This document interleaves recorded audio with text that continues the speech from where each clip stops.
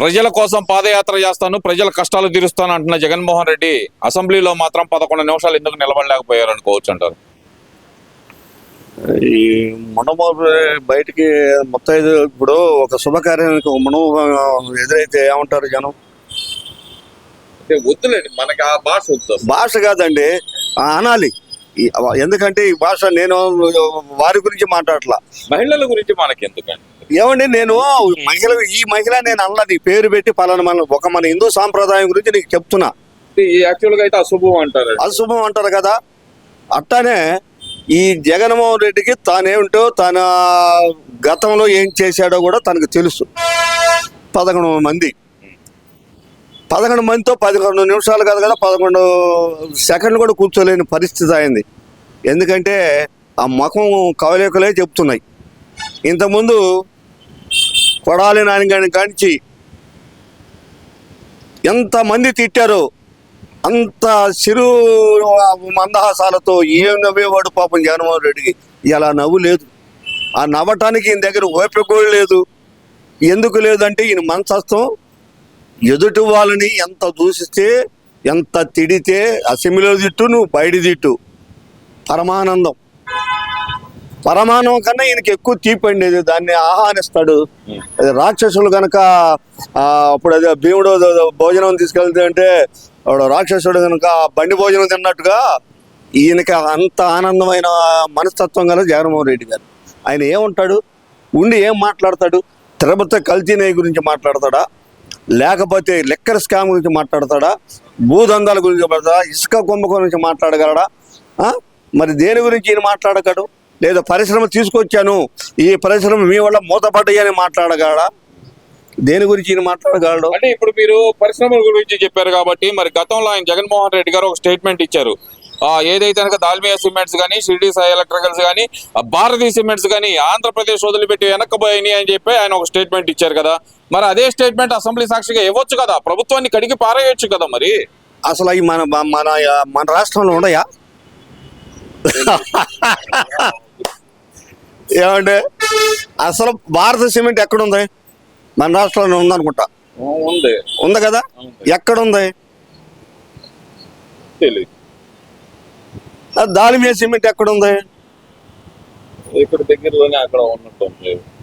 మన బోర్డర్ లేదండి, ఇవన్నీ తెలంగాణ బోర్డర్లో ఉన్నాయి. ఇది జగన్మోహన్ రెడ్డి గారికి తెలుసు. ఇప్పుడు దాల్మియా సిమెంట్కేగా ఇప్పుడు అదేది బొంబాయి నటిని ఆమెను తీసుకొచ్చి ఎన్ని జిందాల్ స్కీమ్ కరెక్ట్, అదే పరిశ్రమ అక్కడే అది కూడా చెప్పారండి. జిందాల్ వాళ్ళు కూడా వెళ్ళిపోయారని చెప్పారు. అసలు ఈ దాలియా సిమెంట్, భారతీయ సిమెంట్ ఉంటే మన రాష్ట్రంలో భారతీయ సిమెంట్ ఉందేమో. కడప దగ్గర ఈయన తండ్రి గారు ప్రభుత్వంలో ఈయన పర్మిట్లు తీసుకొని దాన్ని స్థాపించిన మాట వాస్తవం. ఉంటే ఆడ ఉండాలి, లేకపోతే తెలంగాణలో ఉండాలి. ఇది దాల్మియా సిమెంట్ మాత్రం మన రాష్ట్రంలో లేదు. మన రాష్ట్రంలో సిమెంట్ ఫ్యాక్టరీ ఎక్కడుందో నాకు తెలుసు. ఇప్పుడు మనం ఇదేంటండి పిడుగురాళ్ళ దాచేపల్లి దాటిన తర్వాత మన నడుకూడి దాటిన తర్వాత తెలంగాణలోకి వెళ్తాం. అక్కడున్న సిమెంట్ ఫ్యాక్టరీలు ఏ వైపులు ఉన్నాయి? ఆ దరే ఉన్నాయి. ఈ దరి పరిశ్రమ ఏది అవపట్ల. మరి మాకుగా తెలియదు ఒక వాస్తవంగా. దీన్ని మరి తెలియనప్పుడు మనం ఇది కరెక్ట్ గా చెప్పుకోకూడదు. అది కాదండి, తిరుమల లడ్డూలో క్లీన్ చిట్ వచ్చింది అని చెప్పి చెబుతున్నారు మరి జగన్మోహన్ రెడ్డి గారు. బయట ప్రతి ప్రెస్ మీట్ లో అదే చెబుతున్నారు. ఇటు అంబటి రాంబాబు గారిని పరామర్శించడానికి వచ్చినా అదే చెప్పారు, అటు జోగి రమేష్ గారిని పరామర్శించడానికి వెళ్ళినా అదే చెప్పారు. మరి అదే విషయం అసెంబ్లీ సాక్షిగా కూటమి ప్రభుత్వాన్ని కడిగేయటానికి ఏమైందంటారు మరి జగన్మోహన్ రెడ్డి గారు? స్క్రిప్ట్ రాసుకొని చెప్పే జగన్మోహన్ రెడ్డి గారు నేషనల్ మీడియాలో కూడా చెప్తారుగా, పేపర్లు వేస్తారుగా, నీకు క్లీన్ చీట్ వచ్చిందని కల్తీ లడ్డులో. మరి వచ్చిందా? మరి నీ సాక్షి పేపర్లో వచ్చిందా? ఏమని వచ్చింది? పశువులు కొవ్వు లేదని వచ్చింది. అది వాళ్ళు ఏం చెప్పారా అంటే, ఇదేమి ఈ టెక్నాలజీ కనుక్కునే టెక్నాలజీ మా దగ్గర, పనిముట్లు మా దగ్గర లేవండి, దీని గురించి మేము చెప్పలేమన్నారా కానీ కరెక్ట్ గా లేదని వాళ్ళు చెప్పాలా. అంటే ఉండవల్లి అరుణ్ కుమార్ గారు నిన్నగా మనం చెప్పారండి. అంటే తక్కువ ఉంది అంటే కనుక అసలు లేనట్టే కదా అంటున్నారు కదా. మరి ఆయన అసలు తక్కువ ఉందనే మాట ఏంది? తక్కువ అయితే 100, ఇప్పుడు కేజీకి 100 గ్రాములు 1000 గ్రాములు అనుకున్నాం. 200 గ్రాములు ఉన్నట్టే నువ్వు చెప్పే లెక్కలు అరుణ్ కుమార్ చెప్పినట్లు 200 గ్రాములు ఉన్నట్టే కదా, అప్పుడు కల్తీ జరిగినట్టేగా. 200 గ్రాములు కాదు, ఒక 50 గ్రాములు ఉన్నా కల్తీ జరిగినట్టే కాదా? నువ్వే అంటున్నావు కొద్దిగా ఉందని. ఆ కొద్దిగా ఎందుకుంది అంటే కల్తీ జరిగిందని వాళ్ళకి తెలుసు. వాళ్ళు ఆ పనిముట్లు ఆ టెక్నాలజీ మా దగ్గర లేదన్నారు, కానీ కరెక్ట్గా వీళ్ళు కలవలేదు అని చెప్పలా. అది ఉంటే నేషనల్ మీడియా ప్రకటించేది. సరే ఇవన్నీ కాదండి, పాపం అంబటి రాంబాబు గారిని పరామర్శించి వచ్చిన తర్వాత మరి ఉండవల్లి అరుణ్ కుమార్ గారు అయితే కన్నీటి పర్యంతం అవుతున్నారు.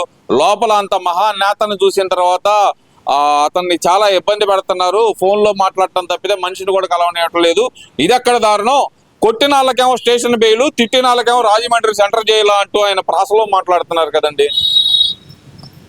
ఉండవల్లి అరుణ్ కుమార్ గారికి అసలు మామూలుగానే ఆయన ఏదో మాట్లాడుతున్నాడు. ఎందుకు ఆయన లాయర్ అనుకుంటా కదా. ఈయన లాయర్లకు సమూర్జ లాయర్ అని దృష్టిలో పెట్టుకుని మాట్లాడుతున్నాడా, లేకపోతే వైఎస్ రాజధాని కొడుకనే అభిమానంతో మాట్లాడుతున్నాడా? అది ఆయన వ్యక్తిగతకు వదిలేద్దాం. ఎందుకంటే అంబటి రాంబాబు గారు మంచి నాయకుడు. మేము కూడా చెప్తున్నాం, కాంగ్రెస్ ప్రభుత్వంలో నెంబర్ 1 నాయకుడు. రాజశేఖర రెడ్డి ప్రభుత్వంలో కూడా మంచి నాయకుడే. ఎక్కడ ఎలాంటి వివాదం లేని నాయకుడిగా అంబటి రాంబాబు గారు ఎదిగిన మాట నిజం. జగన్మోహన్ రెడ్డి వైఎస్ఆర్ పార్టీ పెట్టిన తర్వాత తండ్రి గారి మీద అభిమానంతో ఆయన కొడుకు దగ్గరికి వెళ్ళిన తర్వాత ఈయన బుద్ధి ఎందుకు ఇలా మారింది? దానికి నువ్వు చెప్పు అరుణ్ కుమార్ గారు. సరే, అంత మాత్రం తిట్టినంత మాత్రం రాజమండ్రి సెంటర్ జైలు వేస్తారా? నిన్న అసలుకి ఏంటండి, మీరు అసలుకి ఏదో లక్కీ డిప్ పెట్టాడు, ఒక 5 కోట్లకు లక్కీ డిప్ పెట్టాడండి. దానికోసం అరెస్ట్ చేసి మళ్ళీ జైలు వేస్తారు, రిమాండ్ వేస్తారా? ఒక రాష్ట్ర మంత్రి ఏదైనా లాటరీ చేస్తుంటే దాన్ని కట్టడి చేయాలి, కానీ లాటరీ టికెట్లు పెట్టి ఆ డబ్బు ఎవరికి ఇచ్చారు? సరే, పేదాలకు ఏమైనా పంచాడా? లేదా పక్కా గృహాలకు ఏమైనా ఇదిగో మీకు నేను లాటరీ పెట్టాను, ఈ సత్యమేలు నియోజకవర్గంలో ఇన్ని గ్రామాల దత్తత తీసుకొని వాళ్ళకి సేవా కార్యక్రమం చేస్తానని చెప్పాడా? అరుణ్ కుమార్ గారు చెప్పాడా? అంబటి రాంబాబు గారు మీ మాటకే వద్దాం. ఆ లాటరీ చేయడమే తప్పు. లేదు, మినిస్టర్ ఎంత ఉందోతనంగా ఉండాలండి. ఈ సంక్రాంతి సంబరాలు డ్యాన్సులు, సరే అది యాక్షన్, దాన్ని కూడా తప్పు పట్టక్కర్లా. ఆ పాటలో కూడా తండ్రి సంపాదన కొడుకు జేబు నింపుకోవడం. ఏమండి అండ్ల కుమార్ గారు, ఇది నువ్వు నిరూపించు అంబటి రాంబాబు చేత. తండ్రి అంటే చంద్రబాబు నాయుడు సంపాదిస్తూ కొడుకు జేబులు నింపుకుంటున్నాడా? తీండి బయటికి మీ దగ్గర దమ్ముంటే. అయినా సరే ఇప్పుడు ఏం చేయగలిగారండి? నిన్న బస్సు నుంచి డైరెక్ట్ చెబుతున్నాడు తగ్గేది. ఈ మధ్య ఇదిగో ఈ పుష్ప డైలాగు ఏందండి ఇది? ఉండవల్లి అరుణ్ కుమార్ గారు అంటే ఏంటి ఇది? 14 రోజులు రిమైండ్ వచ్చింది, మళ్ళీ చంద్రబాబు నాయుడు తిట్టినట్లు బెయిల్ ఇచ్చారు, మళ్ళా ఈయనకి పీటీ యాక్ట్ మళ్ళీ ఎందుకు మళ్ళీ 14 రోజులు రిమైండ్ వేశారు? మరి ఈయన గుంటూరులో సబ్ జైల్లో ఉండొచ్చుగా, రాజమండ్రి జైలుకి ఎందుకు కోరుకున్నాడు? పబ్లిసిటీ కోసమా? సౌకర్యాలు మరి పబ్లిసిటీ కోసంగా, సౌకర్యాల కోసమా? కాదు, ఇది ఏదో పబ్లిసిటీ. మొన్న చంద్రబాబు నాయుడు 52 రోజులు ఉన్నాడు. మీకు మళ్ళీగా నాకు రాజమండ్రి జైలు కావాలి, ఆ జైలు కావాలి, అర్ధరాత్రి గట్టి తీసుకురావటం దేనికి? కారు చుట్టూ తిరిగి ఉండవల్లి అరుణ్ కుమార్ గారు, మరి అది ఇవాళ సుప్రీంకోర్టు కానీ అన్ని కోర్టులు ఇది ఫేక్ అని తెలిసింది. దానికి నువ్వు సమాధానం చెప్పు. నువ్వు కూడా అన్నావుగా ఒకప్పుడు, అవునా అటు మాట ఏమని చెప్తున్నా? చంద్రబాబు నాయుడు క్లియర్ చీట్ ఇచ్చింది, ఇది వైఎస్ఆర్ పార్టీ తప్పిదని చెప్పి ఒక పక్కన దంతున్నావు. ఓ పక్కన తగ్గేది అంటే ఏం నరుకుతారా? ఏది రప్ప రప్ప రప్ప అని అంటాం డైలాగులు. కులాన్ని అడ్డం తీసుకురావటం.